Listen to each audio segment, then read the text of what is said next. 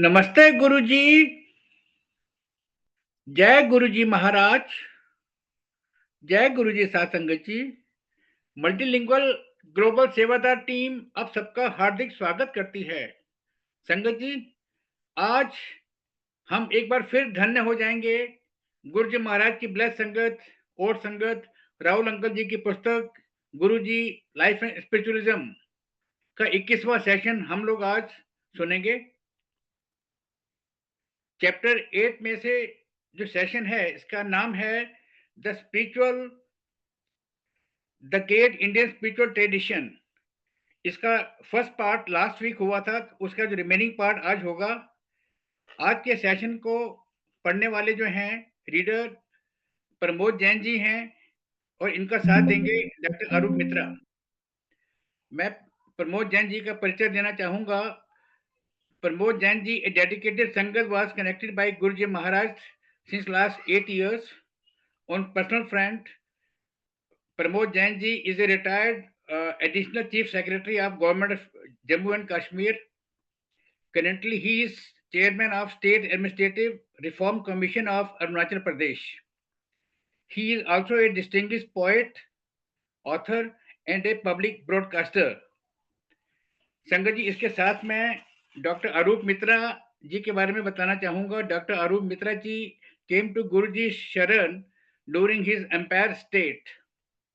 Dr. Mitra was a professor at Institute of Economic Growth, Delhi. Also, he was Director General of the National Institute of Labor Economics and Rural Development, Faridabad. Presently, he is Professor of Economics in South Asia University, New Delhi. Doctor Shailendra Rahul के बारे में हम सब जान चुके हैं। Doctor Shailendra Rahul ji गुरुजी महाराज की bless संगत हैं, डेडिकेटेड भाव वाली संगत हैं, जिन्होंने ये पुस्तक the divine book Guruji life and spiritual लिखा है। गुरुजी महाराज इनको प्यार से राहुल कहा करते थे। राहुल अंकल ने गुरुजी महाराज के दर्शन गुरुजी महाराज के जलंधर दिनों के दौरान किए थे, जब गुरुजी महाराज जलंधर में बैठा करते थे। Rahul uncle is a civil servant. He is a retired civil servant and presently member Central Administrative Tribunal, जिसको हम कैट बोलते हैं, new Delhi, government of India.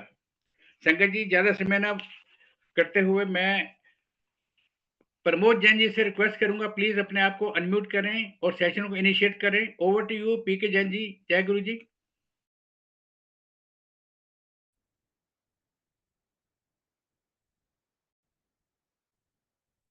जय गुरु जी, शुक्राना गुरु जी। सारी संगत का भी अभिवादन, अभिनंदन। I have the pleasure of meeting all of you virtually, and I'm very thrilled and excited to have been given this opportunity to read through half of the chapter, the great Indian tradition, the great Indian spiritual tradition, from page 209 to page 222. Now, it's something which I presume that Guruji had always been insisting, and this is directly connected with what Lord Krishna said in the Gita. Through his sermon, through his discussion with Arjun, and through clarifying and removing the crises and doubts in the minds of the great warrior Arjun. The Bhagavad Gita advocates the paths to higher evolution through the integrated trinity of yogas, karma, jnana, and bhakti. Now, in fact, if you look at the evolution of man in Superman, or the merging of the conscious with the superconscious, Atman with the Paramatman,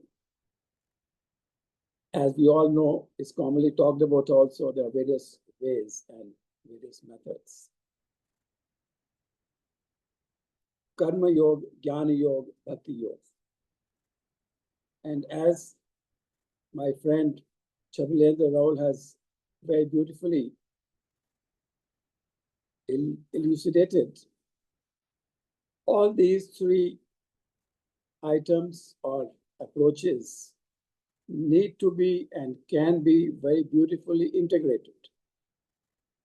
In fact, कर्म, ज्ञान, भक्ति एक प्रकार से एक चीज के तीन एस्पेक्ट्स, और तीनों को पर्याप्त मात्रा में व्यक्ति को सुचारू जीवन व्यतीत करने के लिए कंबाइन करना चाहिए, और वो किया भी जा सकता है, जरूरी भी है। ज्ञान, दैट इज ज्ञान योग, पहले जानकारी होगी आत्मा की, परमात्मा की, स्पिरिचुअलिज्म की, कॉन्शियसनेस की, मेथड्स की, प्रैक्टिसेस की। उसके बाद ही फिर भक्ति शुरू हो सकती है। भक्ति, सरेंडर, समर्पण, जो गुरु जी बात किया करते थे, हमें संगत, प्यारी संगत गुरु जी की बताती है। और वो दो चीजें कर्म के साथ कनेक्टेड हैं। अपना काम करना, जो भगवान कृष्ण ने भी फरमाया गीता में, कर्मण्ये को अधिकारस्ते, ये बार बार इस बात होती है, इसकी चर्चा होती है, लेकिन कर्म है क्या, ये यहाँ पे बड़ा क्लियरली राहुल अंकल जी ने बताया है। कर्म, ज्ञान और भक्ति, इन तीनों का ये विवेचन, हम इसके बारे में आज चर्चा करेंगे। They look different as paths, but they seek the same end. In fact, हम और आगे इसमें जाएंगे तो क्लियर होता है कि एक व्यक्ति को ये तीनों करने हैं उचित मात्रा में अपनी लाइफ में बैलेंस बनाने के लिए, ताकि इन तीनों की जो इंटरकनेक्टेडनेस है और अंडरलाइंग यूनिटी है, इंटेग्रिटी है, उसके ऊपर हम अपने आप को ड्वेल कर सकें और अपने आप को इवॉल्व कर सकें। That is in consonance with the forces of प्रकृति या forces of nature और natural living। मुझे एक बड़ी अच्छी बात बार बार याद आ रही है। कुछ दिन पहले मैंने एक इंटरनेशनल कॉन्फ्रेंस में पार्टिसिपेट किया। एक बहुत बड़े इंडियन इंटेलेक्चुअल ने वहाँ स्पीच दी, और 2 मिनटों में उन्होंने जो सारी इंडियन ट्रेडिशन है, हमारे जितने भी स्क्रिप्चर्स हैं, उनका सार हमारे सामने प्रस्तुत कर दिया। 3 प्रश्न पूछे और 3 प्रश्नों का उत्तर दिया। पहला प्रश्न, what is the purpose of life? तो उसका आंसर है, purpose of life is knowledge, acquiring knowledge. वो हो गया ज्ञान योग, clarity, clarity of thought, clarity of purpose, clarity of understanding. उसी के ऊपर फिर श्रद्धा होगी, भक्ति होगी, उसी के साथ हमने आगे चलना। Purpose of life is acquiring knowledge. And what is the purpose of knowledge? उसका जवाब उन्होंने दिया, हमारे शास्त्रों के अनुसार, हमारी जो इंडियन पद्धति है और इंडियन ट्रेडिशन है, स्क्रिप्चुरल और स्पिरिचुअल ट्रेडिशन, उसके अनुसार उसका उत्तर है, the purpose of knowledge is righteousness. Righteousness को हम कहेंगे धर्म, धर्म कहेंगे या कॉस्मिक नॉर्म कहेंगे, ये भी धर्म है। धर्म के बहुत सारे मतलब हैं, लेकिन करेक्ट इंडियन ट्रेडिशन का मतलब है रिचियसनेस, कॉस्मिक नॉर्म। हम उसके अनुसार अपनी नॉलेज को यूज करेंगे। फिर उसके बाद, what is the purpose of righteousness? अब रिचियसनेस का पर्पस है to increase spirituality and to move towards the higher purpose and higher goal of life, the higher evolutionary process, that is merging of the Atman with the Paramatman. That is the ultimate in spirituality. And for that, you have 3 integrated paths: Karma Yoga, Jnana Yoga, or Bhakti Yoga. This is what this chapter is primarily all about. So we'll be dwelling a little bit on these lines. Devotion is also built on the foundation of right knowledge. मतलब भक्ति ज्ञान की नींव के ऊपर आधारित। A spiritual seeker who has achieved this state gets continuous memory of the Lord. Clarity होगी तभी उसका मन लगेगा तभी भक्ति होगी तो भगवान में ही वो रमन करेगा। Lord Krishna extols Arjun to undertake karma yoga, लेकिन बात भगवान कृष्ण ने इतनी ज्यादा फोकस्ड कर्म के ऊपर की, अब प्रश्न ये उठता है कि क्या आप खाली कर्म करें? नहीं, कर्म तभी हो सकता है जब ज्ञान भी होगा, ज्ञान के साथ श्रद्धा, भक्ति, समर्पण हमारा व्यवहार में भी, हमारे आचरण में भी, हमारे काम में भी, हमारे थॉट प्रोसेस में भी, फिर जाके जो हमारा कर्म है वो सफल होगा। अब कर्म क्या है? गुरु जी फरमाया करते थे नियत कर्म, इधर भी वर्णन आता है। He advocates controlling of your senses through austerity, yoga, meditation and sacrifices. तप, त्याग, आचरण, यही सैक्रिफाइस है और यही वो आहुति है जो भगवान कृष्ण यज्ञ में अर्जुन से मांगते हैं जब उनके मन में एक क्राइसिस चल रहा था, डिलेमा चल रहा था, एक अंतर्द्वंद चल रहा था, मैं युद्ध करूं या ना करूं।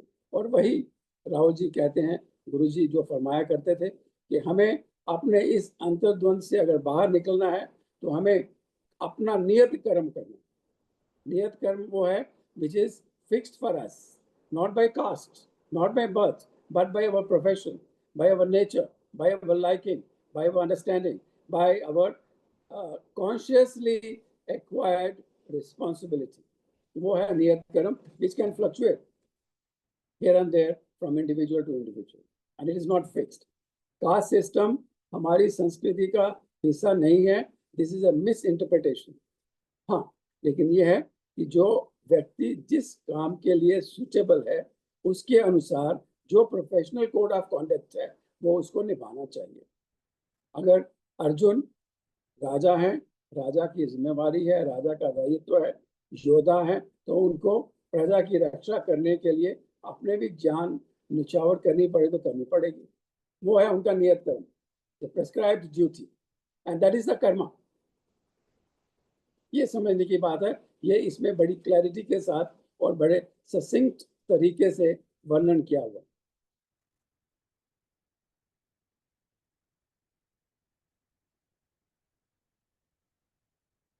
फिर मोटी बात इसके बाद आती है, the sincere spiritual Sikar uplifts himself above the lower labyrinth of nature, the three gunas, रजोगुण, सतोगुण, तमस गुण, इन तीनों से अपने आप को ऊपर करना है, ट्रांसेंड करना।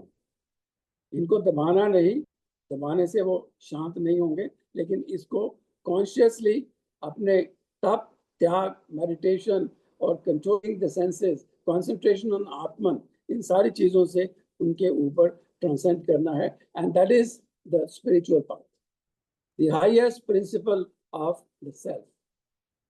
At that stage, they attained the peace of soul and they can become capable of free and divine action. मतलब ये है कि जो आम चर्चा में लोग बात करते हैं, काम, क्रोध, मोह, लोभ, अंधकार, हमें धीरे धीरे उन वासनाओं से ऊपर उठना है। गुरु जी सेल्फ रियलाइज्ड पर्सनालिटी थे, बड़े spiritually extremely elevated, like lord's avatar, उस स्थिति में, और वो नॉर्मल ह्यूमन लेवल से धीरे धीरे उस लेवल तक असेंड और ट्रांसेंड कर चुके थे। और वही चीज यहाँ पे रिफ्लेक्ट होती है भगवान कृष्ण ने जो गीता में फरमाया उसमें। बात जो अर्जुन की थी वो थी उनके मन में जो अंतर्द्वंद चल रहा था, जो युद्ध चल रहा था, वो युद्ध एक प्रकार से हमारे मन के अंदर भी है।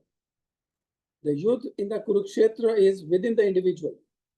मैं ये करूं या ना करूं, किंतु परंतु ये मेरे लिए अच्छा है, मेरे लिए बुरा है, ये मेरे लिए उचित है, अनुचित है, ये मेरी जिम्मेवारी है, ये मेरी जिम्मेवारी नहीं है, मुझे करना चाहिए कि नहीं करना चाहिए। ये सारी चीजें डे टू डे लाइफ में मोस्टली हमारे सारे साधकों की दिल में आती रहती हैं। उनसे हमने छुटकारा पाना है तो उसके लिए कर्म, ज्ञान, भक्ति, इन इंटीग्रेटेड अप्रोच की जरूरत है। When Lord Krishna implores Arjun to perform the prescribed action. Action का मतलब गुरुजी फरमाते थे नियत कर्म, the prescribed duty, जो आपके कोड ऑफ कॉन्डक्ट के अनुसार आपको करनी चाहिए, वो है नियत कर्म, जो भी आप उसको नाम दें. He was referring to the rigors of discipline, austerities, focusing on the supreme soul and sacrificing all desires of action at the altar of the Lord. Ultimately वही बात आती है कि जो आपकी नेगेटिव टेंडेंसीज हैं, जो आपके वासनाएं हैं, और जो उनको क्या कहेंगे विकार और विकार संबंधी सोच और टेंडेंसीज और एटीट्यूड और थॉट प्रोसेसेस हैं, उनसे ऊपर उठना, उन्हीं का सेक्रीफाइस भगवान कृष्ण ने अर्जुन से मांगा. The Gita proceeds to give elaborate meaning to the yajna, which leaves no doubt about the symbolic use of the word and the psychological character of the sacrifice enjoined in this teaching. ये तो हो गया philosophy के स्तर के, the intellectual स्तर के ऊपर. Simple practical day to day existence के स्तर के ऊपर मोटी बात यह है कि हमें अपना समझ सोच के साथ, ज्ञान के साथ पहले अंडरस्टैंडिंग करनी है, फिर हमें उस रास्ते पर लग जाना है भक्ति के साथ, श्रद्धा के साथ, समर्पण के साथ, और अपने काम में इन्वॉल्व रहना, जो हमारी जिम्मेवारी है, डे टू डे हमारी ड्यूटी है. फिजिकल प्लेन के ऊपर, सोसाइटी में रहते हुए, फैमिली में रहते हुए, देश में रहते हुए जो हमारी जिम्मेवारी है, उसे मुंह नहीं मोड़ना. उसे मुंह मोड़ के सन्यासी बन के हम कहें कि हम खाली ज्ञान के माध्यम से स्पिरिचुअलिज्म को एलिवेट कर सकते हैं और ब्रह्मन को अचीव कर सकते हैं, या भक्ति हमारी सफल हो जाएगी, ऐसा शायद गुरु जी का कहना था नहीं. Integrated approach to all the three, और ये सारी चीजें खासतौर पे कर्म, ये सभी को सूट करता है. अपने अपने स्थान पे रहते हुए हम जो भी करें इस तरह से करें कि किसी को कष्ट ना हो, हमारी जिम्मेवारी भी पूरी हो, ज्ञान के ऊपर भी हम फिक्सेटेड रहें और भक्ति हमारी कम नहीं. Senses, इंद्रियाज, they themselves become the sacrificial fire. इंद्रियों के ऊपर नियंत्रण करना, वही डिसिप्लिन, वही भगवान कृष्ण ने फरमाया और वही गुरु जी ने भी कहा. इंद्रियों को कंट्रोल करना इतना आसान नहीं है, उनको टेम करना इतना आसान नहीं है. धीरे धीरे मन विचलित होगा, इंद्रियां कंट्रोल से बाहर जाएंगी, कोशिश करेंगी. उन टेंडेंसीज को रोकने के लिए हमें साधना करनी है और कॉन्स्टेंटली साधना करनी है. जो बात करते हैं निष्काम कर्म योग, कर्म कांड नहीं, निष्काम कर्म योग, बिना इच्छा के, बिना रिजल्ट एक्सपेक्टेड हम उस रास्ते पे चलेंगे जो रास्ता है समता भाव का. किसी से वैर नहीं, किसी से विरोध नहीं, कोई अपने रास्ते पे चल रहा है, हम अपने रास्ते के ऊपर फिक्सेटेड हैं, अपने रास्ते से डिविएट नहीं हो रहे, डीरेल नहीं हो रहे. उस समता भाव के साथ हमें आगे बढ़ना है. वो है ये सारा इस इंद्रियों को कंट्रोल करने का पर्पस और इंद्रियों को सैक्रिफिशियल फायर में समर्पित करने का purpose. There is a misconception that the knowledge route to the supreme soul, that is Gyan Yoga, there is no need of karma. Ultimately, फिर जो बात है गीता की इंटरप्रिटेशन की और भगवान की वाणी, वो यही है कि खाली एक चीज से काम नहीं होगा. आपकी खाली ज्ञान से आपको निर्वाण हो जाए या ज्ञान से आप परम ब्रह्म में समा जाएं, ये नहीं हो सकता. उसके लिए कर्म करना है, उसके लिए भक्ति की जरूरत है और तीनों में बैलेंस होने की जरूरत है. In the performance of various rituals, karma kand, prescribed in the Vedas and other scriptures, karma, the right action, Lord Krishna says no. These are limited to the three gunas and not beyond that. Ultimately, अगर spiritual elevation करनी है तो हमें he asked Arjun to rise above the three gunas. गुनास जो हैं वो material nature के हैं और लोअर लेवल के हैं, हमें उनसे ऊपर उठना है consciously. through practice. The person who rises above these three gunas knows the Brahman, the supreme soul.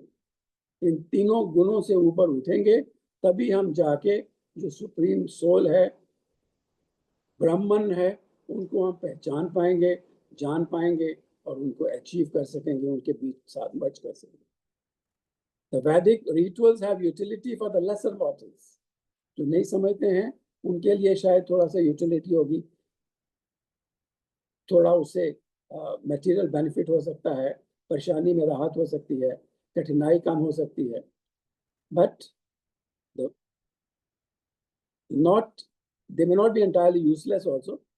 It is if performed with the devotion to the Paramatma, the Supreme Soul.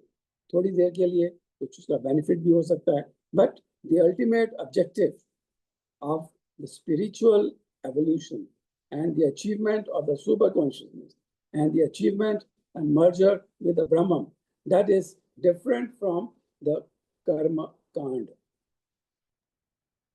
Lord Krishna advises in the Gita to perform nishkam karma. जब वो कहते हैं, फरमाते हैं, कर्मण्येव अधिकारस्ते मां फलेषु कदाचन. बार बार इस श्लोक का जिक्र होता है. मां कर्म फला हेतुर भूर मां ते संगो स्तव कर्मणि. Nishkam karma advocated in the Gita is sacrificing all desires. The most important desire is the desire for the results of your actions. The normal persons, after getting the desired results, and the yogis getting siddhi, that is supernatural power, become overjoyous and happy. But when they do not get the desired results, they become despondent. In the Gita, Lord Krishna extols to abjure desires and be equanimous of the results. इन desire से परे, इन desire से ऊपर समता भाव के साथ हो तब भी अच्छा, ना हो तब भी अच्छा, वो है निष्काम कर्म. और उस प्रकार का निष्काम कर्म करने से the quick movement towards the spiritual success alone can take place. अब फिर दोबारा बात आती है निष्काम कर्म के बारे में ज्यादा डिटेल में. What is निष्काम कर्म? This shloka is also misinterpreted. They say, whatever you do, never expect results, and that is Nishkam Karma Yoga. No. Equanimity, Samta Bhav, the positive and the negative, or no results, is called the Karma Yoga. The person who is not disturbed by the Siddhi or Asiddhi, in which there is no realization of difference between the two, has attained equanimity. जिस भी हाल में हो उस हाल में ठीक, Dzire रखनी नहीं, अच्छा हो रहा है अच्छा नहीं हो रहा दोनों बराबर है, वो है असली कर्मयोग. रिजल्ट्स की चिंता करनी नहीं. The ultimate goal is union with the supreme soul. That is कर्मयोग. अपना काम करते रहें और लेकिन निर्लिप्त भाव से, निष्काम भाव से, समता भाव से. Ordinary people hanker after results, and after not getting the expected results, they get disheartened in karma. That is not what Karma Yoga, as per the Gita, is about. Some say, do not initiate karma, you become nishkarma. Lord Krishna says, if you do not initiate action or karma, no nakra bhav generates. By abandoning karma, such persons have little chance of God realization and liberation. अपनी duty को abandon करके God realisation नहीं हो सकता. कर्म योग, दुनिया में रहना है तो अपना अपना कर्म योग करना पड़ेगा. कुछ हद तक कर्म योगी छोटे, बहुत छोटे, 1%, 2%, हम तो भगवान के चरणों की धूली भी नहीं है, उसको देखते हुए जो हमारी जिम्मेवारी है उसको हम करें, वही करें जो निष्काम रूप से हम करें. रिजल्ट्स एक्सपेक्ट नहीं करने, लेकिन कर्म अपना करते जाना, जो अपनी नियत कर्म है वो करते जाना। Lord Krishna says that you should perform your prescribed nitya karma or action. The question arises, what is prescribed karma? Swami Adgadananda says the yojan prakriya, the process of sacrifice of your desires through austerities, controlling your senses and thought processes, and concentrating on Atman with full knowledge of the Absolute is karma. ये कर्म की उन्होंने बड़ी progressive और integrated definition दी है। Austerities भी करें, senses को विषय विकारों को कंट्रोल भी करें, थॉट प्रोसेस मन को विचलित होने से रोकें भी, और कॉन्सेंट्रेट करते रहें आत्मन के ऊपर और एब्सोल्यूट के ऊपर, सुपर आत्मन के ऊपर, ब्रह्मन के ऊपर। वो है कर्म। साधक के लिए वही कर्म है, उसको समता पूर्वक, निष्काम पूर्वक, निष्काम दृष्टि से, निष्काम प्रायश्चित के साथ करते रहना। अब बात होती है अवतार की। Lord Krishna took birth in an Avatar two uphold धर्म, righteousness, and he motivated Arjun to fight a physical war. वो उनका धर्म, और भगवान ने अवतार लिया सिर्फ धर्म को अपहोल्ड करने के लिए, धर्म की प्रभावना के लिए, धर्म की रक्षा के लिए, उनकी वृद्धि के लिए। और उसी दृष्टि में, उसी कॉन्टेक्स्ट में हमें अपना नियत कर्म करते जाना, जाति के आधार पे नहीं, वंश कुल गोत्र के आधार के ऊपर नहीं, अपने प्रोफेशनल ड्यूटी के अनुसार, अपनी सेल्फ एक्वायर्ड रिस्पॉन्सिबिलिटी के अनुसार। As we proceed further, we will see in Guruji the characteristics of a स्थित प्रज्ञा। अगर तीनों चीजों का समन्वय है और आप हायर लेवल पे हैं, तो स्थित प्रज्ञा की स्थिति में पहुंचना आपके लिए नेक्स्ट लक्ष्य बनता है। और गुरुजी उस स्थिति में पहुंच चुके थे, उस अवस्था में पहुंच चुके थे। स्थित प्रज्ञा का मतलब है one with study wisdom, one with control over senses, and one who has renounced all desires. वो है स्थित प्रज्ञा की स्थिति, और जिसमें सारे highly spiritual self realised personalities, महापुरुष, अवतार उस स्थिति में पहुंचे होते हैं। जो अवतार की बात है, the Lord leads by example. भगवान जब अवतार लेके धरती पे आते हैं, उनका मुख्य ऑब्जेक्टिव ही यही होता है, उद्धार तो करना ही है, धर्म की बात तो करनी ही है, लेकिन टू लीड बाय एग्जाम्पल। उनकी जो लीडरशिप होती है, वो खुद उस रास्ते पे पहले चलते हैं, फिर लोगों को अपने पीछे मोटिवेट करते हैं कि उस रिचियस पाथ के ऊपर, जिसमें तीनों चीजों का समन्वय है, ज्ञान भी है, भक्ति भी है, कर्म भी है, और मोस्टली कर्म हमारी ट्रेडिशन है, हमें कर्म से ही आगे जाना, भाग्य से नहीं, पुरुषार्थ से, कर्म से। काम करेंगे तो रिजल्ट आएगा, लेकिन रिजल्ट की भी हमें चिंता नहीं करनी है, फोकस कर्म के ऊपर होना।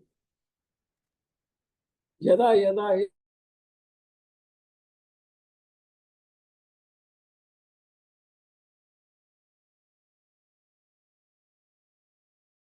अधर्म बढ़ जाता है, तो धर्म की रक्षा के लिए मैं अपने आप का सृजन करता हूँ, मैं जन्म लेता हूँ, मैं अवतार रूप में आता हूँ। When the soul of sadhak is filled with despondency and is pining for the supreme soul, the Paramatma, when he is troubled by the internal forces of nature or adharma, then I appear before him as self.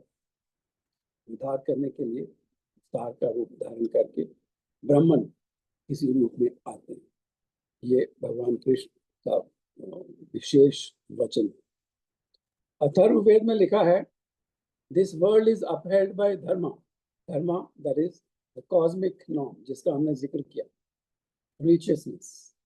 Or that is also the cosmic norm. The cosmic norm is dharma, not in the modern sense of religion, as we say, Hinduism, Islam, Buddhism, Christianity, वो नहीं, धर्म, righteousness, dharma, duty, dharma as the norm. Cosmic norm वही है, stability, goodness, समता, निष्काम कर्म योग, कर्म कांड में. Dharma provides a code of conduct for the spiritual pursuits as well as securing worldly joys too. तो ये दोनों चीजें आपको गुरुजी में दिखाई देती हैं. मौज भी कराते थे, मजाक भी कर लेते थे, लेकिन जब साधना की बात होती तो पूरी तरह उसी में तल्लीन होके वो अपनी भक्ति में, स्पिरिचुअल ग्रोथ में, स्पिरिचुअल डेवलपमेंट में, oneness with the super consciousness, वो उसमें चले जाते थे. The life philosophy and practices of an individual should be a righteous one, an integrated whole. हमारी लाइफ फिलोसफी, हमारी सोच, हमारी अप्रोच, हमारा थॉट प्रोसेस, हमारा डे टू डे एक्टिविटी, हमारा कॉन्डक्ट, मन से बोलना, बात करनी, सोचना, आचरण, ये सब कुछ एक इंटीग्रेटेड तरीके से ज्ञान, भक्ति, कर्म के साथ कनेक्टेड हो, तभी जाके सफलता मिलेगी. A life fragmented by the dogmatic pursuit of religious practices and austerities on one hand, and the day-to-day pursuit and adaptation of adharmic ways of thinking and living on the other, does not qualify as righteousness. Double standards नहीं. हम कहें 1 घंटा हमने आराधना कर ली है, साधना कर ली है, हमने निष्काम भक्ति की, नियत कर्म की बात की है, सोची है, कोशिश की है मन को संभालने की, लेकिन उसके बाद जो हमारी डे टू डे एक्टिविटीज है, हमारा काम है, हमारा जॉब है, हमारी लिविंग है, हमारा स्टाइल है, हमारी अप्रोच है, लोगों के साथ डीलिंग्स हैं, बिहेवियर है, वो अगर इससे कॉन्ट्रेरी है, रिचनेस से कॉन्ट्रेरी है, तो फिर there would be a contradiction. उसको हम रिचनेस नहीं कह सकते. ये बहुत बड़ी बात है, ये निचोड़ है इस सारे चैप्टर का. एक और जिक्र हुआ, through the tenets of righteous living, though the tenets of righteous living have been so neatly summarized above, the dynamics of leading a life in the real world is fraught with challenges, turbulences, trials, distractions, and allurements, which an individual fights as their own battle of corruption. अब जो theoretical बात है रिचियसनेस की, धर्म की, ऐसे होना चाहिए, ऐसे होना चाहिए, ऐसे करना चाहिए, और उसी में हमें रहना है, और धीरे धीरे स्थित प्रज्ञ की स्थिति की ओर चलना है, कोशिश करनी है, सतत प्रयास करने हैं. लेकिन डे टू डे जो हमारी प्रॉब्लम्स होती हैं, एक गृहस्थ की, सोसाइटी में, फैमिली में, अपने जॉब में, अपने ऑक्यूपेशन में, जहाँ पे भी हम हों, वो rise and fall and challenges, turbulence, trials, कोई पीठ पीछे छुरा मार रहा है, कोई झूठ बोल रहा है, कोई शरारत कर रहा है, कोई आपके साथ शैतानी कर रहा है, कोई इकोसिस्टम में खराबी है, कोई पॉलिटिक्स चल रहा है आपके विरुद्ध, वो सारी चीजें होंगी. तो उसमें आपको अपने आप को संभाल के रिचनेस के पाथ से बाहर ना डिगे, बाहर ना हिले, डेटर ना हो, डीरेल ना हो. ये बहुत बड़ी चैलेंज है, काम आसान नहीं है. ये तो महापुरुष भी कई बार बड़ी मुश्किल से अपने रास्ते पे सतत प्रयास के साथ अडिग तरीके से आगे चलते रहते हैं, और हम तो छोटे लोग हैं, हम तो ग्रस्त हैं, हमें परेशानियां होती हैं, लेकिन ये टेस्ट है. सबसे बड़ा टेस्ट यही है कि हम अपने रास्ते से गिरे नहीं, साधना से गिरे नहीं. और जो चैलेंजेस आती हैं जिनका यहाँ पे जिक्र किया गया है, उन चैलेंजेस के बावजूद हम अपनी जो है तप, त्याग, मेडिटेशन, कंसंट्रेशन, भक्ति, कंट्रोलिंग अवर सेंसेस, ये सारी चीजें अपने करते रहें, और उनके जो निर्धारित भगवान के, गुरु जी के निर्धारित मार्ग हैं, उनसे विचलित ना हो. ये बहुत आसान काम भी नहीं है, मेरे हिसाब से बहुत बार ये तो बहुत मुश्किल और चैलेंजिंग टास्क है जो हमें निभाना है, लेकिन ऑप्शंस नहीं है. अगर आपको स्पिरिचुअल ग्रोथ करनी है, स्पिरिचुअल प्रोसेस में आगे बढ़ना है और सक्सेसफुल होना है, तो ये करना पड़ेगा. बहुत सारी बैटल्स हमारी अंदर की, अपनी सोच की. मन मायूस हो जाता है, कॉन्फिडेंस कम हो जाता है, मन भटक जाता है, विषय विकार में भटक जाता है, व्यसनों में भटक जाता है, इंद्रिय निग्रह नहीं हो पाता. ये सारी चीजें, ऑल दीज बैटल्स जो हमारे अंदर हैं, फिजिकल स्तर के ऊपर हैं, सभी में। We need to cleanse by emerging victorious in this battle of the internal Kurukshetra. उसको ऑथर ने, ये राहुल अंकल ने उसको इंटरनल कुरुक्षेत्र का नाम दिया। एक तो बाहर का कुरुक्षेत्र है जो हम सब जानते हैं, इसमें बैटल हुई, युद्ध हुआ, बहुत सारे लोग मारे गए और अंत में फिर धर्म की स्थापना भगवान ने की। लेकिन उसके साथ ही एक साइकोलॉजिकल या इंडिकेटिव वर्ल्ड भी है, वो है इंटरनल वर्ल्ड, हमारे मन के स्तर के ऊपर, विचारों के स्तर के ऊपर। इसलिए कहते हैं ना कि मन से भी, कर्म से भी, और तीन चीजें हैं ना, मनसा वाचा कर्म, मन से, वचन से और काम से, तीनों डायमेंशंस के अनुसार हमें अपनी नियत कर्म को करना है, पीछे नहीं हटना, डीरेल नहीं होना। और वो जो इंटरनल कुरुक्षेत्र है हमारा, वो एक इंटरनल बैटल है, उसको विन करना है। मुझे लगता है कि वो बैटल ज्यादा डिफिकल्ट है बनिस्बत के इसके जो हमारी एक्सटर्नल डायमेंशन है, जो बाहर की फिजिकल लड़ाई हम देखते हैं, जिसके बारे में जिक्र होता है। और महाभारत, जो असली महाभारत हुई, वो उसके कंपैरिजन में। There should be an integration of thought, action and soul realization. मन के ऊपर अगर हम मॉडरेशन कर पाएंगे, मन को रेन इन कर सकेंगे, उसको बेसर इंस्टिंक्ट्स और बाकी चीजें जिसका जिक्र हो रहा है उनसे ट्रांसेंड कर पाएंगे, तभी हम वो इंटरनल कुरुक्षेत्र की बैटल जीत सकते हैं।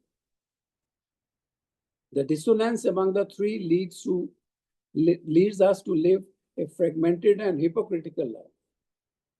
और ये जो discordant notes हमारे अंदर रहते हैं और dissonance रहती है और incongruities रहती हैं, उनको, और जो वो है idiosyncrasies कहें या discordant notes अंदर रहें, और जो crises हैं और उनको कहेंगे कि हम dilemmas हैं और contradictions हैं, एंगुलरिटीज हैं, उनको जितनी देर तक हम सॉर्ट आउट नहीं करेंगे इंटरनली, उतनी देर तक ना हम कंसंट्रेट कर पाएंगे, ना कॉन्फिडेंस होगा, ना हम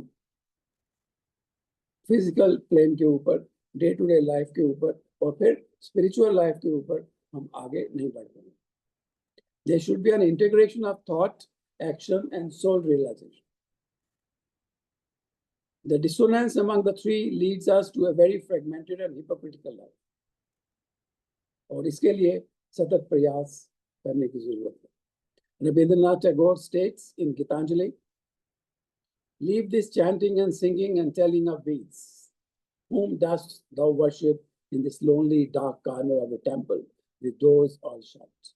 Open thine eyes and see thy God is not before thee. Purpose ये है कि जितनी देर तक आपके मन में शांति नहीं है, बैलेंस नहीं है और विकारों की जीत में आप जीत नहीं चुके, उतनी देर तक आप स्पिरिचुअल प्लेन के ऊपर भी ज्यादा एडवांस नहीं कर पाएंगे, क्योंकि ये सारी चीजें आपको नीचे पुल डाउन करेंगे. It is not only that the Lord takes on an avatar to lead by example and shower his blessings on humankind, जैसा पहले कहा गया, he also ordains many sages and realized souls to spread his message and guide humankind, leading by examples to attain higher spiritual wisdom and enlightenment. जो भी हो महापुरुष, जो भी अवतार हो, जो भी स्पिरिचुअल अचीवर्स और लीडर्स हों, वो सारे भगवान के उस परम आत्मन के अंश, इनविजिबल पार्ट्स, और वही समय समय पर एनलाइटनमेंट करते हैं, चाहे पाथ्स स्लाइटली डिफरेंट हो. एनलाइटनमेंट करते हैं और करवाते हैं और लोगों को धर्म के रूप के ऊपर, धर्म के पाथ के ऊपर आगे अग्रसर करते हैं. वही धर्म, जो धर्म है रिचियसनेस, धर्म है द कॉस्मिक नाम, which is universal, which is the same across faiths and religions in the modern context. गुरु जी के बारे में कहते हैं, उन्होंने कई बार कहा, असि लाइट तो आए हाँ, लाइट नु चले जाना. लाइट में चले जाएंगे। तो वही है, ये महापुरुषों का, अवतारों का जो सेल्फ रियलाइज्ड पर्सनैलिटीज हैं, सिद्ध पुरुष जिनको हम कह सकते हैं, ये उनका विलक्षण कैरेक्टरिस्टिक है। Self realisation, clarity of thought, submergence with the ultimate. We have come from the Supreme Self and we will go back to Him. ये उनकी ह्यूमिलिटी थी, उन्होंने ये कहा, उसका ये मतलब था कि वो भी भगवान का रूप है। साडा काम लोकां नू रब दे नाल जोड़ना है। My purpose is to bring the humanity closer to God.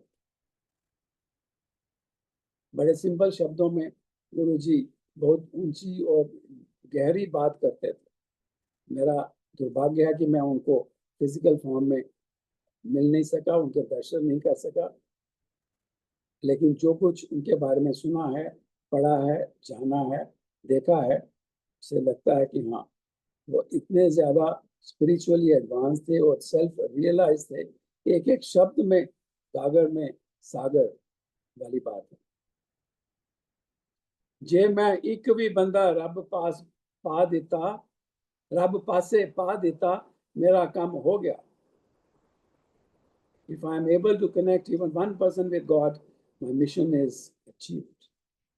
अभी उनकी ह्यूमिलिटी है, वो एक बंदे की बात नहीं, उन्होंने तो हजारों लाखों को खाली चमत्कारों से प्रभावित नहीं किया, उनको अल्टीमेट स्पिरिचुअल पाथ के ऊपर लगाया।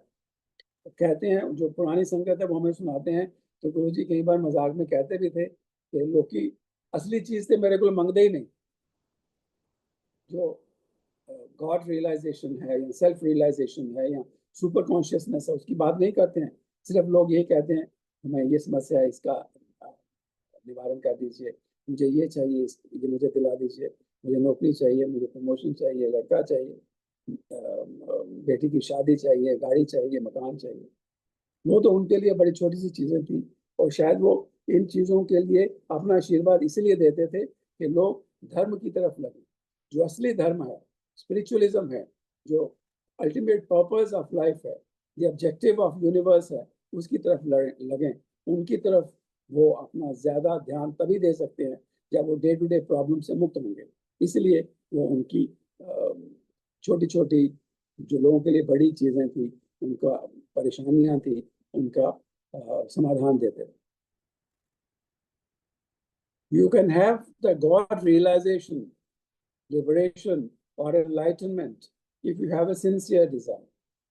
अब एक strong burning desire होनी चाहिए, वो भी भक्ति का रूप है, लेकिन वो तभी आएगी जब ज्ञान होगा और हम कर्म के ऊपर लगे रहेंगे। तो बार बार वही बात है कि ज्ञान, भक्ति, कर्म, ये तीनों योगों का समन्वय होना है। इन तीनों चीजों की इंटीग्रेशन होनी चाहिए, एक से काम बनने वाला नहीं। It is a matter of your determination, your sincere yearning and the grace of God. भगवान की कृपा होगी तो हम आगे चलेंगे। ये तो हमारा सारा इकोसिस्टम ही ऐसा है। भगवान की कृपा होगी तो हमें गुरु जी के दर्शन होंगे, गुरु जी के दर्शन होंगे, उनका आशीर्वाद होगा तो हम आगे बढ़ेंगे। उनका आशीर्वाद होगा, उनका साथ हमें मिलेगा, तभी हम निष्काम कर्म योग को समझ पाएंगे, समता भाव में आएंगे, नियत कर्म कर पाएंगे और स्थित प्रज्ञ की स्थिति की ओर आगे बढ़ेंगे। Be positive, love everything God has created and what has been given to you.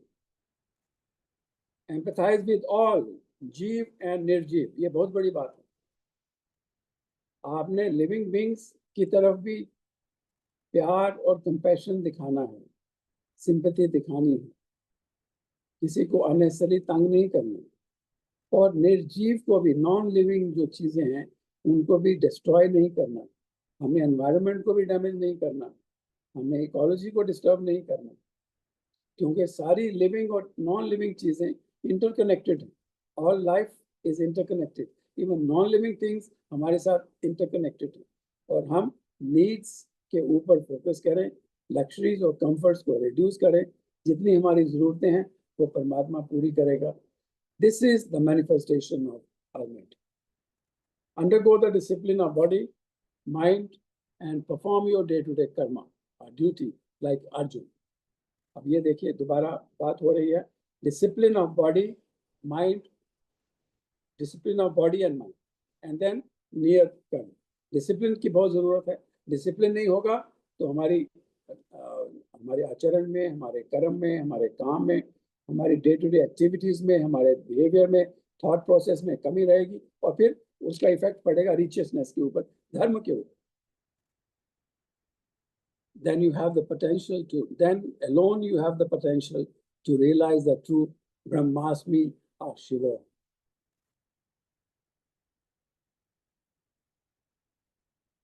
The great Indian spiritual tradition promotes positive action for the betterment of society. और खाली इंडिविजुअल के स्तर पे नहीं है कि हम सेल्फिश होके अपने आत्मा के कल्याण के लिए, निर्वाण के लिए, रिचनेस के लिए, आगे बढ़ने के लिए सिर्फ उसी के ऊपर फिक्सेटेड रहे. हमें समाज का भी देखना.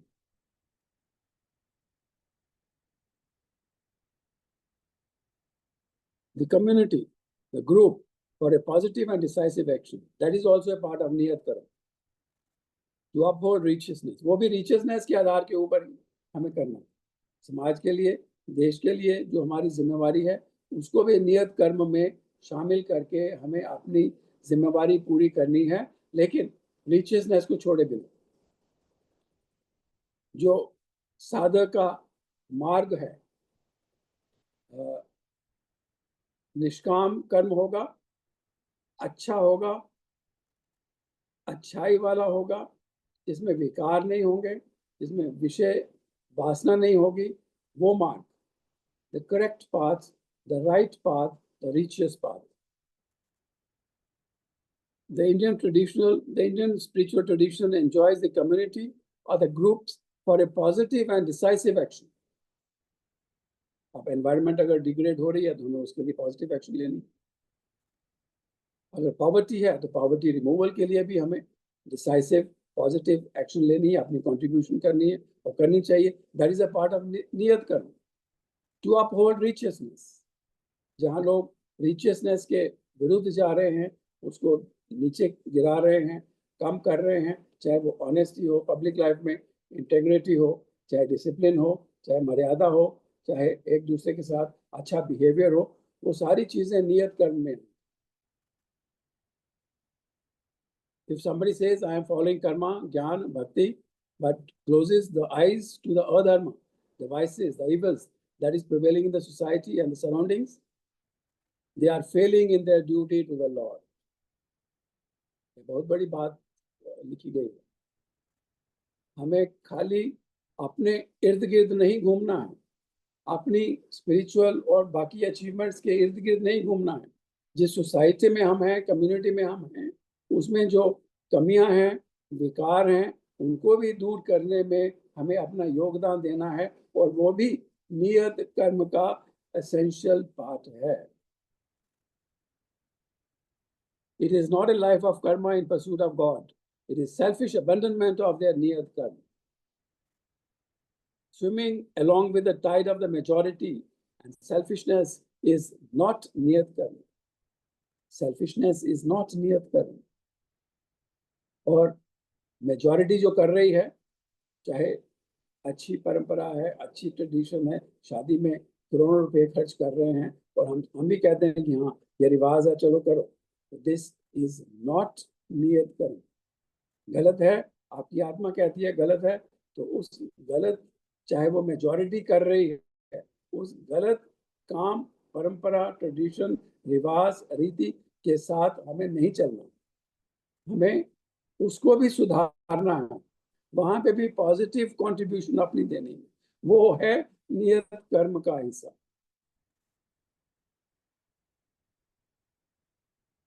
It is not a life of karma in pursuit of God. It is selfish abandonment of their niyat karma. इसको हम नियत कर्म की abandonment गिनेंगे, क्योंकि वो भी हमारी जिम्मेवारी, वो भी हमारे कर्म का हिस्सा. Even if most people follow the selfish route, the righteous person takes a stand against evil. ये बहुत बड़ी बात है. Guruji used to reiterate the proverb, only dead fish swim with the tide. जो इस मुहावरे को समझते हैं और जिन्होंने गुरु जी के चरणों में समय बिताया है, कुछ सुंदर सुनहरे क्षण बिताए हैं, उनको तो अच्छी तरह से मालूम है गुरु जी इन चीजों के ऊपर कितना एम्फेसिस देते थे। हमने तो सुना है कि गुरु जी हमेशा कहा करते थे कि जो कुरीतियां हैं उनसे दूर रहो। और अरबिंदो भी वही कहते थे, Arjun is the man of action and not of knowledge, the fighter, never seer और थिंकर। अर्जुन थिंकर नहीं थे, अर्जुन तो मैन ऑफ एक्शन थे ना। In the Gita, he typifies the human soul of action, brought face to face through that action in the highest and most violent crisis with the problems of human life and in apparent incompatibility with a spiritual state or even with purely ethical ideal of perfection. जहाँ पे contradiction है वहां पे हमें कर्म करना है। कर्म का मतलब निष्काम कर्म, कर्म कांड के बिना समता भाव के साथ नियत कर्म जो प्रेस्क्राइब्ड और जो रिचियसनेस और कॉस्मिक नॉर्म के अनुसार। It is a mistake to interpret the Gita from the standpoint of a disinterested performance of duty. Disinterested performance of duty, बिना mind के performance of duty, that is not निष्काम कर्म, that is not नियत कर्म। ये clear होना चाहिए, बहुत बड़ी क्लैरिफिकेशन है और बहुत बड़ी philosophical standpoint. Gita does not teach disinterested performance of duties.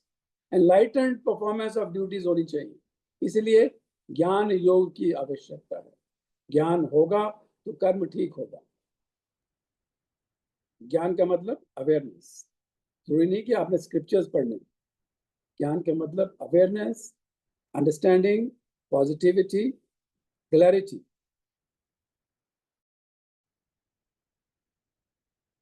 The Gita does not teach disinterested performance of duties or the abandonment of dharma, or to take refuge in the supreme alone. So again, we come back to that, the integration of Gyan, Bhakti, or Karma. The great Indian spiritual tradition enjoins upon the integration of life principles at three planes: spiritual self-knowledge, doing niyat karma, and compassion to all. Compassion इसलिए कि वो एक ऐसा ecosystem create करता है, चाहे वो अहिंसा कहें, चाहे वो सत्य कहें, चाहे वो शांति कहें, चाहे एक दूसरे के लिए सम्मान की बात हो, एक दूसरे के प्रति एम्पैथी की बात हो, एक दूसरे को समझने की बात हो, एक दूसरे के प्रति आदर सत्कार की बात हो, जिसको गुरु जी कहा करते थे कि अपना अहंकार छोड़ के आओ। वो सारा एक नया इकोसिस्टम क्रिएट करता है जिसमें सेल्फ नॉलेज, नियत कर्म और ज्ञान फ्लरिश करते हैं, सारी चीजें इंटीग्रेटेड।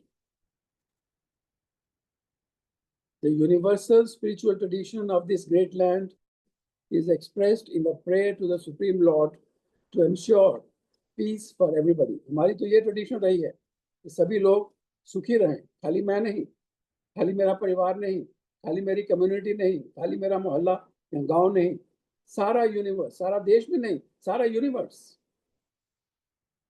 सर्वे भवन्तु सुखिनः, सर्वे सन्तु निरामया, सर्वे भद्राणि पश्यन्तु, मां कश्चित् दुख भाग भवेत्।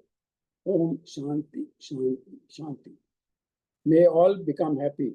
May none fall ill. May all see auspiciousness everywhere. May none ever feel sorrow. Om Shanti, Shanti, Shanti. और खाली ये भी नहीं, इससे भी आगे यहाँ तो हम कहते हैं सह नौ भवतु, सह नौ भुनक्तु, सह वीर्यम करवावहै, तेजस्विनावधीतमस्तु मां विद्विषावहै। Om Shanti, Shanti, Shanti. Let us together be protected and let us together be nourished by God's blessings. Let us together join our mental forces in strength for the benefit of all humanity. Let our efforts at learning be luminous and filled with joy and endowed with the force of purpose. Let us never be poisoned with the seeds of hatred for anyone. Let there be peace and serenity in all the three universes. सारे universe की बात है, सारे universe में सारे लोग इकट्ठे रहें, प्रोटेक्टेड रहें, सेफ रहें, पीसफुल रहें, हर जगह पीस हो, हर जगह फ्रीडम फ्रॉम इलनेस हो, हैप्पीनेस हो, सारो ना हो, शांति हो। ये हमारी ग्रेट इंडियन ट्रेडिशन है, जिसके बीच में हम लोग बात कर चुके हैं कर्म की, ज्ञान की, भक्ति की, निष्काम कर्म की, कर्मकांड की जरूरत नहीं, समता भाव की, नियत कर्म की, धर्म जो रिचियसनेस और कॉस्मिक नॉर्म बने और हमारे लाइफ प्रिंसिपल्स इन चीजों के इर्द गिर्द घूमे। मैं समझता हूँ ये है गुरु जी की भावना का सार, गुरु जी की वाणी का सार, हमारी इंडियन ट्रेडिशन का सार। और अंत में जो प्रेयर है, very common, very purposive, but very very important. असतो मां सदगम्य, तमसो मां ज्योतिर्गमय, मृत्योर्मा अमृतम गमय। ओम शांति शांति शांति। O Lord, lead us from falsity to truth. Lead us to light from darkness, from ignorance to the light of knowledge and wisdom. O Lord, lead us from death to immortality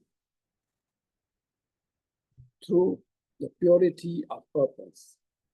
Let there be peace, peace, peace, and only peace. And this is what the Indian tradition is. And this is what Guruji has always been emphasizing in different ways, in simple language, in short language. Thank you very much. अब जय गुरु जी की। और मैं अभी अपनी वाणी को इस बात के ऊपर विश्राम देता हूँ। जय गुरु जी, शुक्रिया। जय गुरु जी महाराज, शुक्राना Guru ji Maharaj. The great Indian spiritual tradition, ये अध्याय, ये चैप्टर इतना डीप अंडरस्टैंडिंग वाला है और इतने सरल भाव से आपने, सहज भाव से आपने, प्रदीप जैन जी, आज का ये सेशन रीड किया, भाव बताया संगत जी को, हाईली अप्रिशिएटेड। मैं इसी के साथ ही अरूप मित्रा जी को रिक्वेस्ट करूंगा, प्लीज अपने आप को अनम्यूट करें। ओवर टू यू अरूप जी। जय गुरु जी। Jai Guruji. Mr. Jain has already given a very detailed description of the chapter, and he has very meticulously explained each and every point raised by the author in this chapter. Author is referring to the great Indian tradition of spiritualism, its evolution, and its fructification. The ultimate objective in this chapter is to explain why sages and Mahapurushas appear on earth from time to time. What messages do they bring to the masses? With whose direction do they come to the earth? How they are concerned about the overall well-being of the individuals. These are some of the larger questions that the author is trying to pose. And in the process, the chapter explains Guruji's arrival and what Guruji wanted us to be, what he wanted to deliver, and what he wanted us to be. These are some of the important questions that the author is raising, and in the backdrop of which he is then explaining the Indian spiritual tradition and the various essence from various scriptures and many other important. The universal spiritual tradition of India, as Sri Aurobindo referred to, encompasses Dibyanubhuti, that is the divine realization. In Bhagavad Gita, we are able to witness a lucid synthesis of love, knowledge, and karma, through which the individual soul can directly approach and cast itself into eternity. As Mr. Jain explained very meticulously, that these are the three different approaches, and these three different approaches are not to be followed in an isolated manner. Rather, an integrated approach one has to adopt in one's life. We are able to witness Arjuna as a personification of dilemma, struggling between ethical ideal of perfection and the antagonistic powers. So what is to be done?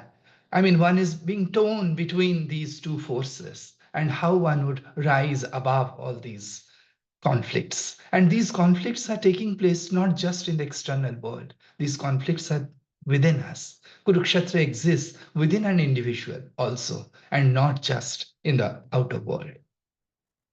Sense organs are pulling us in one direction, and conscience is trying to tell us something else. It is pulling us in another direction. As Arjuna takes refuge in Krishna, he is able to learn that Jnana, Bhakti, and Karma represent the integrated trinity of yogas. What is yoga? The integrated path to connect to the divinity and remain connected to divinity. So these are the three approaches which need to be integrated in our life, in our day-to-day life, so that we are able to pursue what world expects from us, and at the same time we are able to remain connected to divinity. We deliver what we are supposed to, and at the same time remain connected to divinity through devotion and by surrendering the fruits of action. We pursue our action with all sincerity, with all diligence, and at the same time, we try to surrender the fruits of action. And we try to remain indifferent between the success and non-success. And for all this to actualize, the knowledge of the Atman is essential. To become Sthita Prajna, it is very important to have the knowledge of the Atman. Knowledge helps devotion to attain maturity. Otherwise, devotion will not be able to attain, will not be able to go to the depth. Each Atman is a manifestation of divinity. That is the realization which we are supposed to have. When devotion matures, we realize that the whole universe is a manifestation of one reality. We realize the divine mystery that manifests itself as the entire universe of living and non-living both. I'm reminded of Hermann Hesse from the book Siddharth. Towards the end of the book, the hero is realizing that the whole universe is a potential Buddha. The living and non-living objects, everything is a potential Buddha. Everything is a part of that great divinity. The divinity pervades everything, yet it is not limited by them. And that's why Tagore said, "You are the limitless, standing within the limits and playing your own music. Your presence is within me, and that is why my existence is so sweet and so appealing." A spiritual seeker can raise himself or herself above the three gunas, and thus attains complete peace and discharges free and divine action. So until we have raised ourselves above the gunas, we will always be affected by the fruits of action, and we will not be able to raise ourselves and connect ourselves to the divinity. And therefore, peace and will not prevail in our mind, and we will not be able to offer peace to the rest of the world. The conflict, the yudh, is happening within oneself as much as it is happening outside our existence. The evil aspects of the senses are to be controlled. This is the right action. This is the point that the author is highlighting at every page. Rigors of discipline, control of the senses, and the nature forces, sacrificing the desires related to action and focusing on the supreme soul are expected of us. So we are supposed to adopt certain disciplines, and we are supposed to follow them rigorously. We have to control our senses. We cannot obviously suppress them. We will have to control the senses. We will have to control our action and the nature forces. The nature forces are permanent. We will have to rise above those nature forces. Sacrifice the desires related to action and focus on the supreme soul. This is what is expected of us. The concept of sacrifice is grand. In various ways, sacrifices can be made and offerings can be extended. It is not just at the physical plane the sacrifices can be made. Even at the psychological level, sacrifices can be made. So when we are saying that we have to control the senses, so basically we are saying that we are making sacrifices at the psychological level. Self-control and self-discipline is nothing but a special kind of sacrifice. Psychological sacrifice. The energy generated through self-control is directed to the higher aim. So one can always pose this question that why this sacrifice is essential. particularly when one is talking about the sacrifice at the psychological level. Through self-control, we are able to generate certain energies, and those energies will take us above the three gunas, and those energies will enable us to connect to the divinity. And then once we become a part of that divinity, we would be able to spread that divinity. We would be able to offer peace to the rest of the world. The author tries to clarify on page 213 that knowledge and karma both are interwoven, and none should claim that because he has acquired knowledge, there is no need of action. They are complementary to each other. By pursuing action, one learns, and from knowledge, he purifies karma. So without knowledge, karma cannot be purified, and without karma, again, knowledge cannot be acquired. So they are sort of complementary to each other. They need to be pursued simultaneously, and we have to remain aware about the learnings that we are supposed to pick up at every point. And devotion should accompany these process so that we are able to have the feeling of surrender. Without the sense of surrender, action and knowledge both can lead to pride, arrogance. And in order to give up that arrogance, we must have pure love, devotion towards that supreme soul. So Krishna is enabling Arjun to fight the battle within oneself and become Sthita Prajna. Sthita Prajna would mean that Sukheshu Abhichalita Kaya, and in Dukkha also one is not completely shaken. When Mahapurushas are born on earth, they exhibit this characteristic of Sthita Prajna. And author is trying to tell us, is trying to remind us at every point that Guruji unravel all these attributes of a Sthita Prajna. He's neither moved by any type of feeling because he is above all the gunas, Sattva, Raja, Tama. He is connected to the divinity. He might be making some jokes, but that is just a momentary thing. Otherwise, he is dwelling in pure samadhi. He is dwelling in, he's being connected to the pure divinity. The Supreme Soul is so concerned about the individuals on earth that he returns again and again as avatars and Mahapurushas. So the arrival of the Mahapurushas and avatars and sages are not just aimless. They have a purpose, and they are also being directed by the Supreme Soul. They come with a specific purpose, with a specific message to be delivered to the masses. So Guruji is also a part of that legacy. Guruji is part of that Indian tradition, and he is able to remain Sthita Prajna even when he is in his physical form, and he is able to connect himself to that great divinity, and hence he is able to spread peace and spread divinity among us. And in the process, he is also telling us that what kind of life we should be leading. From another angle, as the forces of nature completely invades our existence, divinity itself manifests in terms of self. So the self arises, and the self tells us that, look, this is where we are committing mistakes. This is how we should be able to raise ourselves of the nature of forces of nature.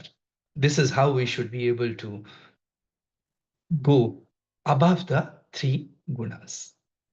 And this obviously cannot happen without the guidance of a realized soul, of a realized Atman, who is a part of that Paramatman. So Guruji is here to tell us that how we can actually practice it and how we will be able to actualize it in our life. The inner spirit takes the dominant role and helps us go beyond senses and pursue self-control. True, the inner spirit ultimately will have to take the lead, but that inner spirit needs to be awakened. Who is going to awaken that inner spirit? It is the spiritual tradition. The relevance comes in this context. So Guruji is here with us.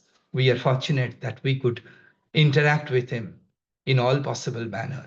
So he is here to awaken our inner spirit. After all, what is dharma?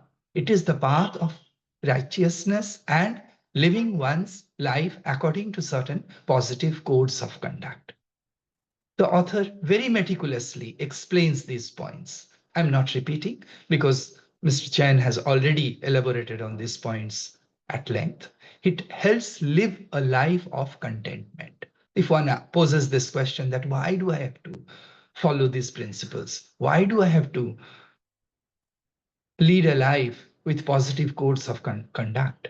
So then the answer is that I will be able to attain peace. I will be able to live a life of contentment. And hence, I am able to realize the ultimate objective of life, which is connection to the divinity, merging with the divinity. And once we merge with that divinity, we will be able to bring divinity to our neighbors, to our fellow beings. The practice of dharma gives an experience of peace, joy, strength, and tranquility within oneself and makes life disciplined.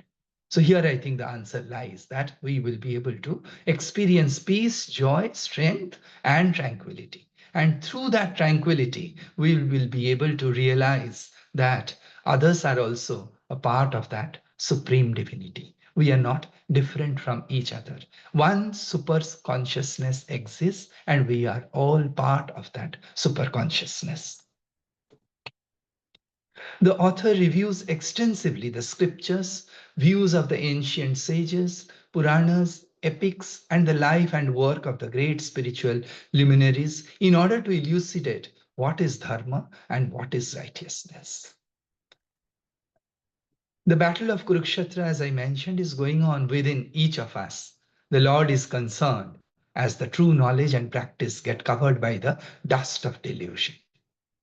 So it is not true that the Supreme Consciousness is completely indifferent. The Supreme Consciousness is concerned about what is happening on earth.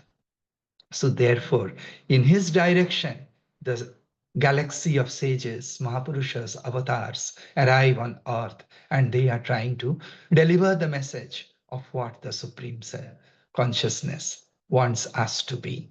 Of course, we are ordinary human beings. We will not be able to understand what the Supreme Consciousness wants us to be. So we need the help of the gurus. The Lord is concerned as the true knowledge and practice get covered by the dust of delusion. The Lord takes on an avatar to lead by example and shower his blessings on humankind so that we are able to again raise ourselves above the daily trivialities, and we are able to aim towards higher reality. He also ordains many sages and realized souls to spread his message and guide humankind by examples to attain higher spiritual wisdom and enlightenment. So ultimate purpose of the Supreme Consciousness is that we ordinary human beings should also realize the spiritual wisdom and also realize the enlightenment. Guruji always emphasized that such manifestations as of him and other sages are the manifestations of the Supreme Self.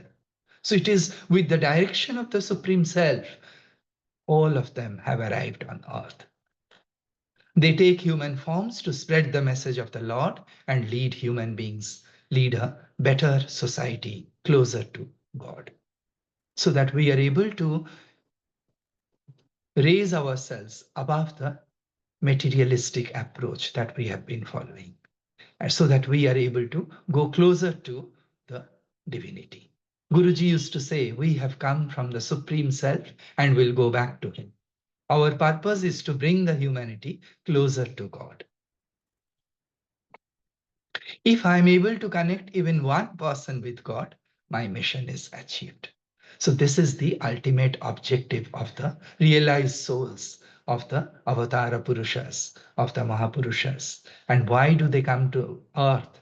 It is just because the Supreme Divinity, the Supreme Consciousness loves us so much that with his direction, the Mahapurushas arrive on earth and deliver this message. We realize that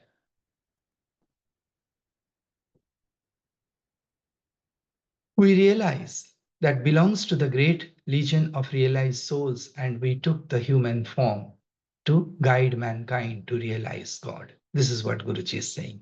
All this is expressed in various subtle hints which he left with the disciples. So as we come and discuss Guruji's life and preachings through the book of the author, we are able to see that Guruji at various places had left these messages in a very subtle form. So we have to reflect on those messages. We have to reflect on what he said in 1 or 2 words. And then only we are able to understand that what exactly he meant. He said, we realize that belongs to the great legion of realized souls, and he took the human form to guide mankind to realize God. Jai Guruji. Jai Guruji Maharaj. Very impactful synopsis of this chapter. I'll request Rahul Uncle ji to please unmute.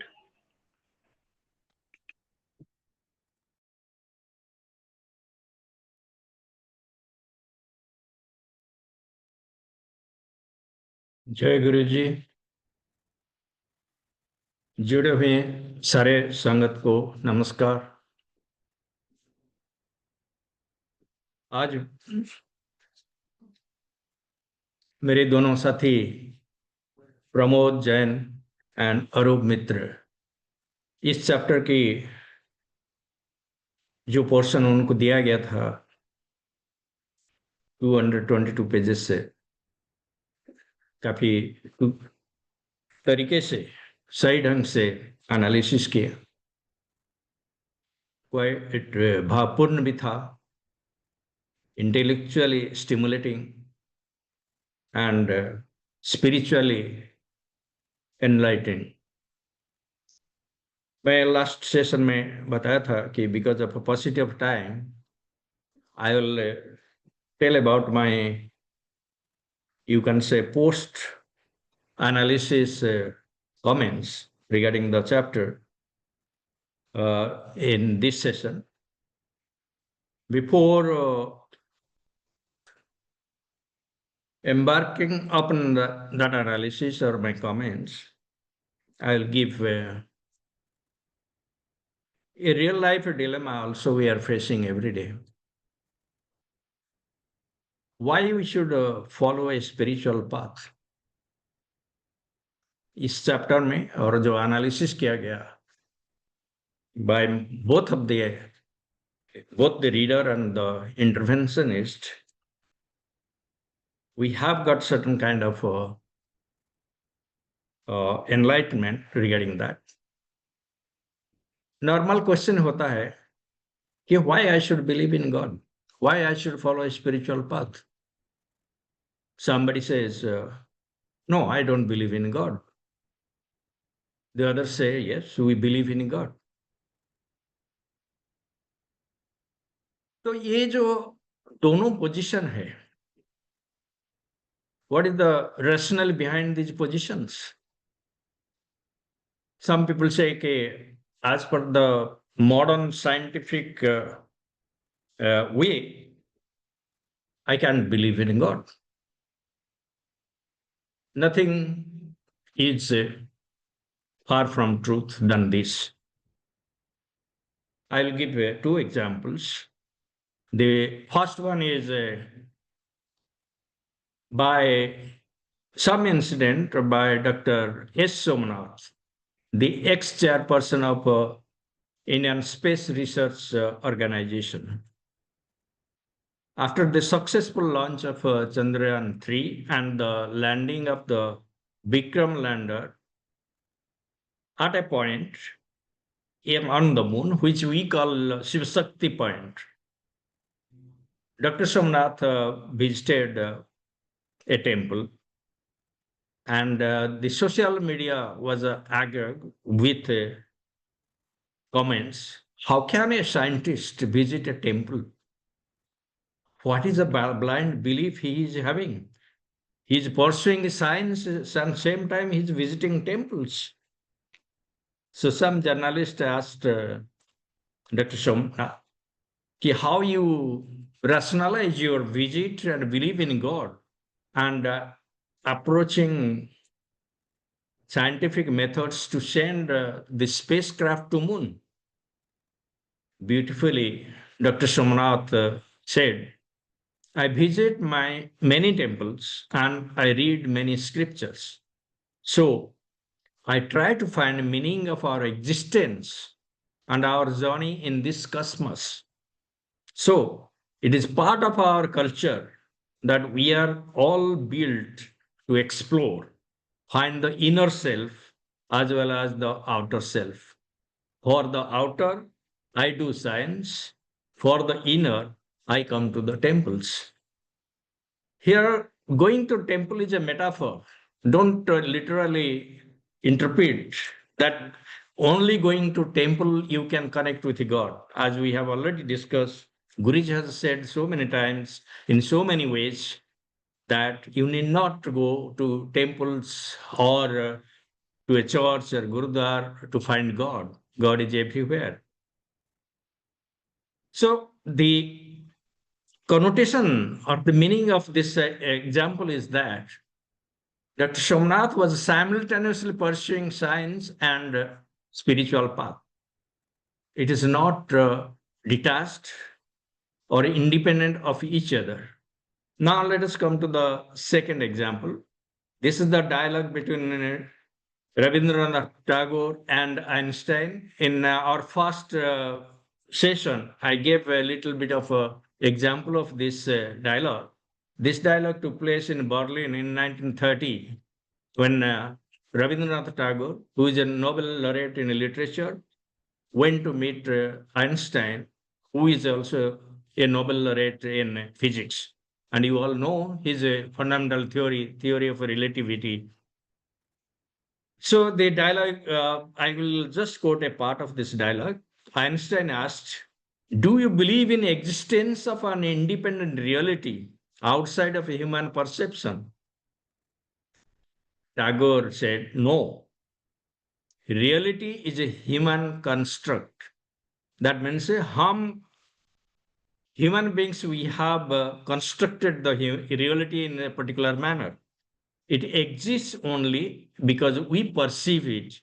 The world we know is a world of our minds. When human mind ceases to function, the world as we perceive it also ceases to exist. That means whatever we talk about objective reality through our scientific methods is our own perception, the way we have understood it. Tagore said, the ultimate truth is unity. Science, philosophy, and art all seek to uncover this unity in different ways. That means there are different paths. The diversity we see in this world is an expression of this underlying unit. So they try to find out the unity, how everything, living and non-living, are interconnected.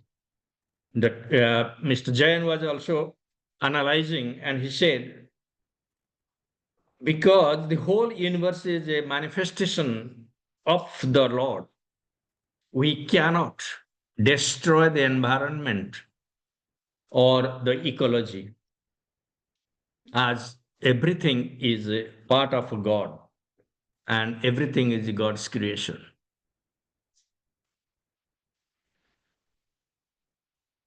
Again, Einstein said, in science, we aim to discover the fundamental laws that govern this unit. And you may be knowing that what are the fundamental laws of the forces according to modern science. There are four forces they are talking about. One is this gravitational force. The second is electric magnetic force. Third is the strong nuclear force. And the fourth is the weak nuclear force. These are the four forces and the fundamental laws, theory of relativity, and subsequently you might have known about the Big Bang theory, matter, antimatter, black hole, and the creation of the universe and the evolution of life, everything. that science talks about. Einstein said, but I would argue that this unity exists objectively, whether we perceive or not we perceive. That means science follows in an objective manner, which we can objectively analyze, see, and for others to prove the same thing objectively. Then Tagore said, the unit of which I speak is not purely physical, it is also spiritual. The world is not merely an objective reality governed by physical laws. It is also imbued with a sense of a purpose and meaning, which arises from human consciousness. Then Einstein agreed that we have two different paths, but they need to understand the unity in diversity. We try to find out through materialistic, objective, scientific method, and the spiritual path tries to find out through human consciousness the unity of man, all other creation of a God and Paramatma. Einstein said, you emphasize human perception and consciousness, while I emphasize an objective external reality. Our approaches may differ, but it seems we both seek to understand the same mystery, the nature of existence.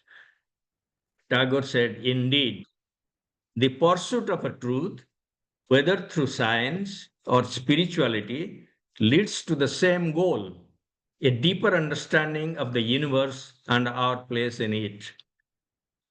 It boils down the belief systems and approaches.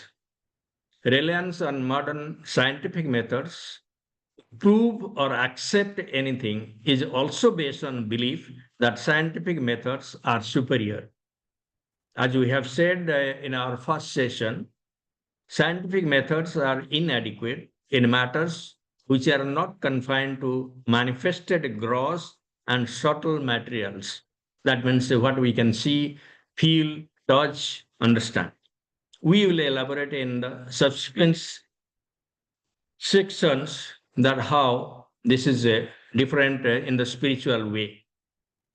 Our spiritual tradition, the realized sages of yore and from time to time have described their realization for the benefit of mankind. The spiritual wisdom has risen out of the quest for finding meaning and the universal fundamental connection, unity of each living and non-living in the universe. That is the main spiritual understanding, unity of each living and non-living in the universe. The quest led to the realized souls to get the spiritual insight regarding the creation of the universe and the origin of life force in the living Jivatma. Now, the search for these answers, these twin questions, is no less scientific and logical than the modern scientific methods.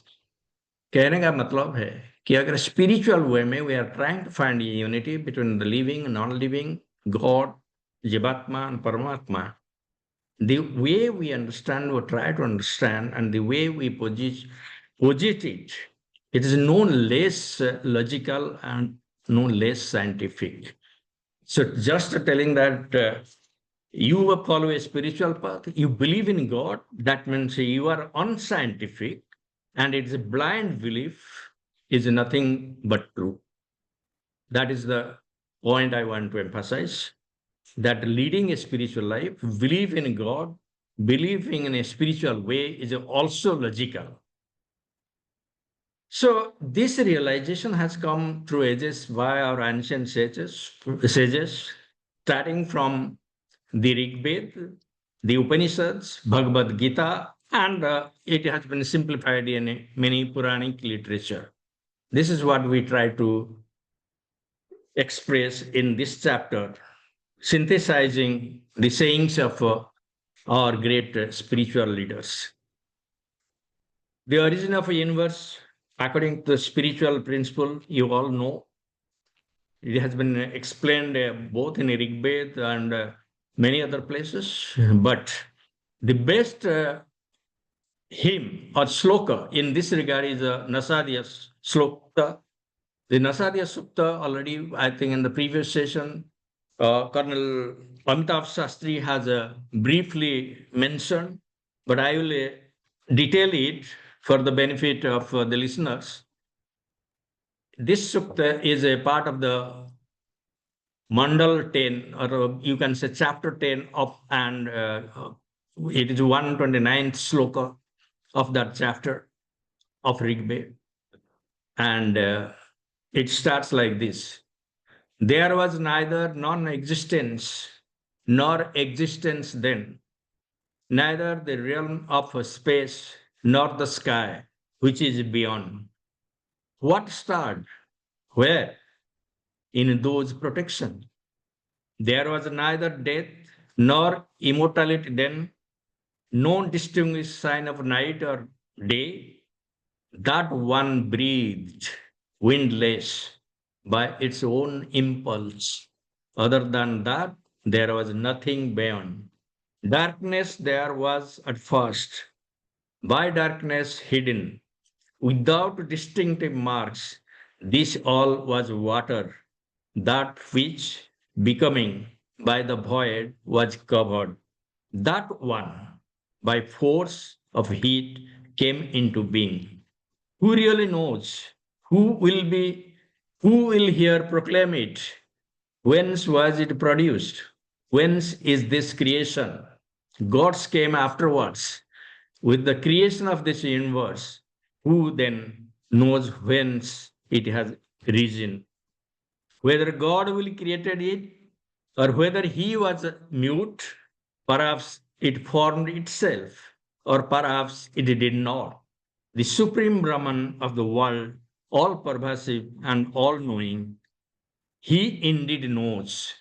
If not, no one knows.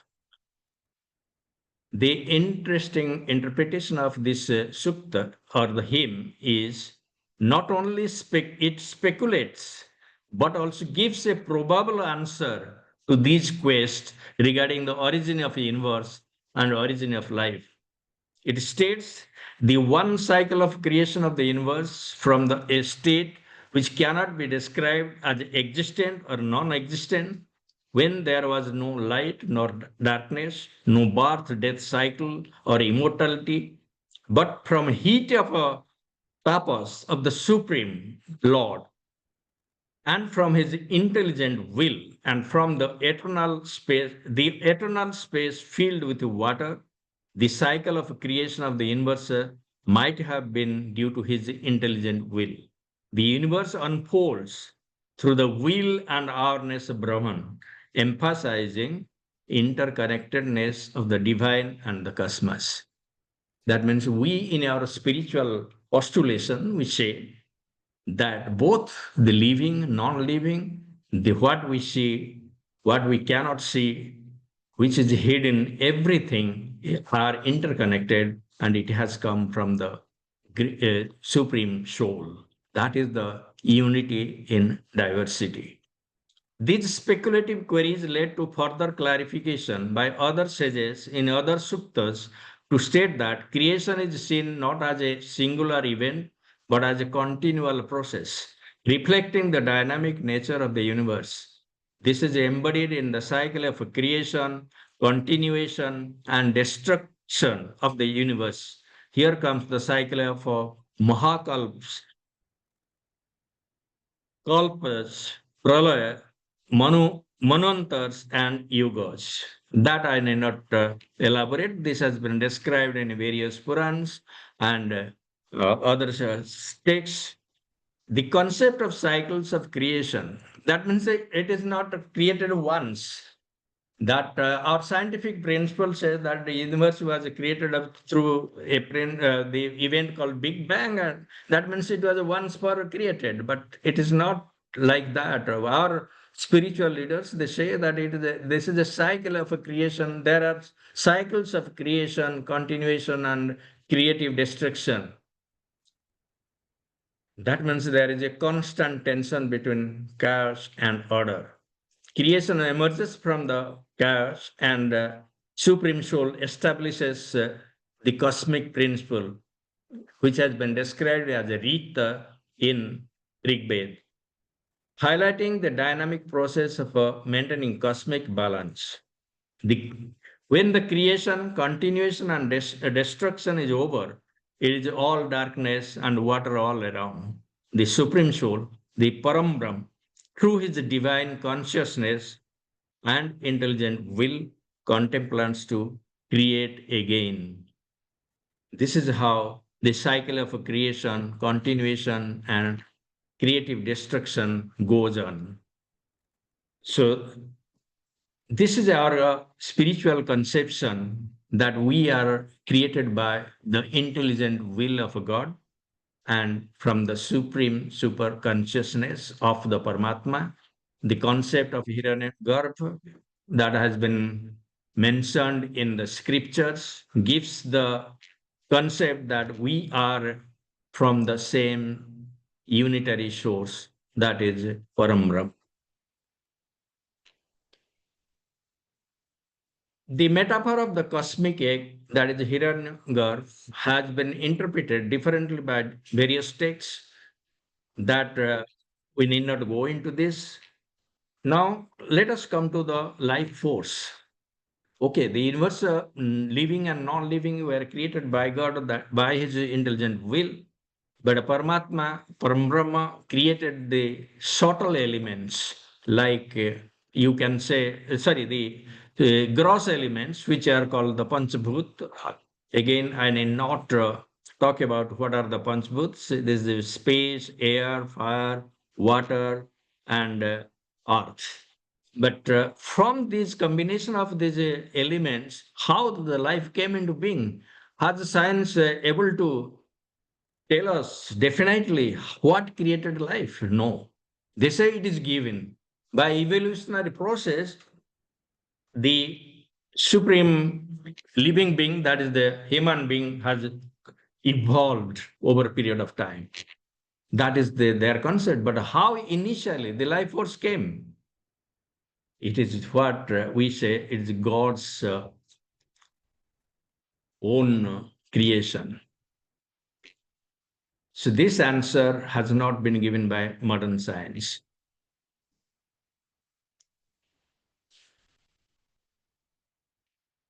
The gross elements and underlying fundamental energy field, which people talk about in modern science, the modern scientists are trying to find out the unitary, the most minutest kind of particle, and they are calling it God particle.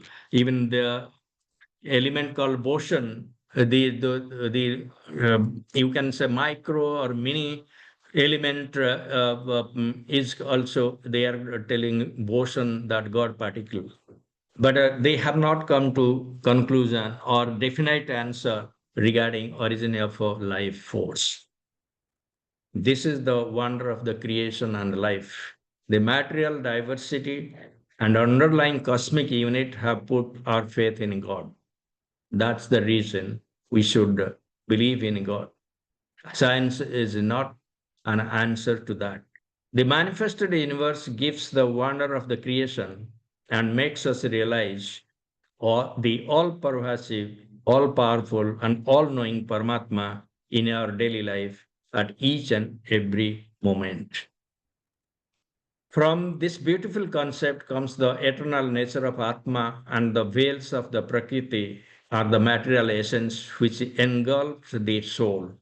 The concept of Maya evolves from there.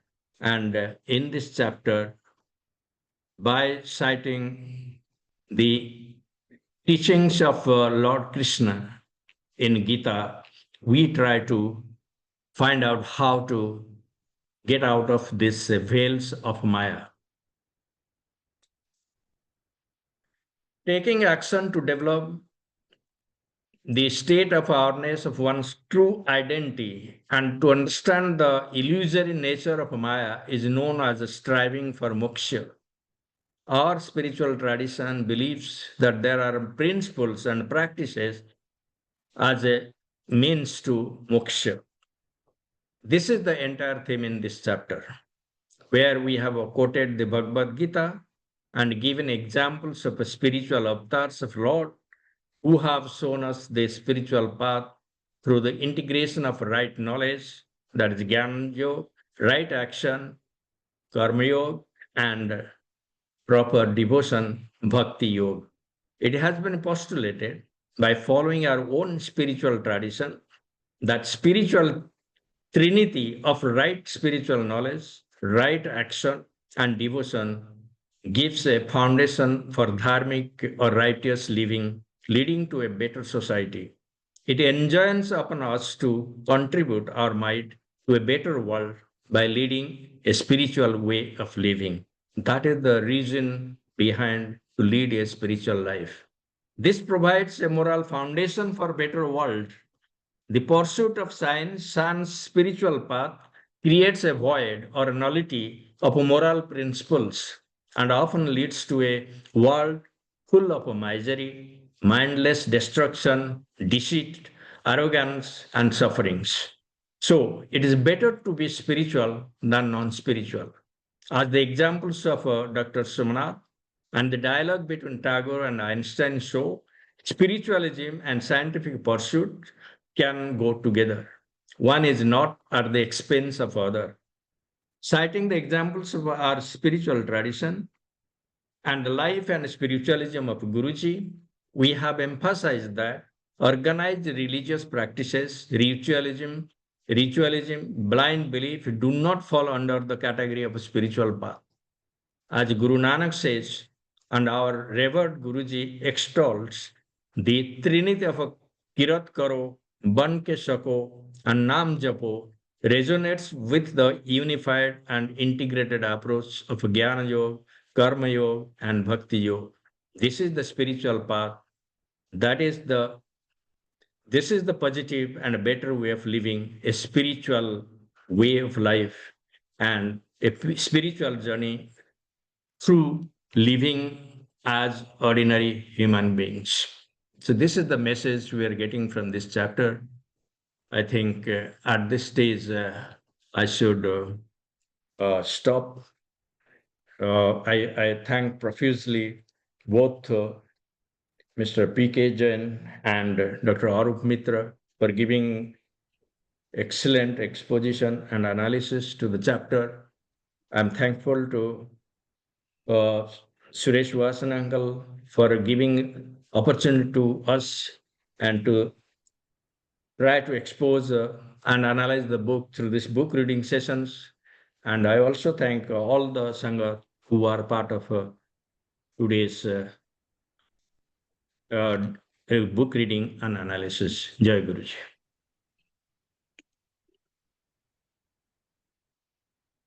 Jai Guruji Maharaj.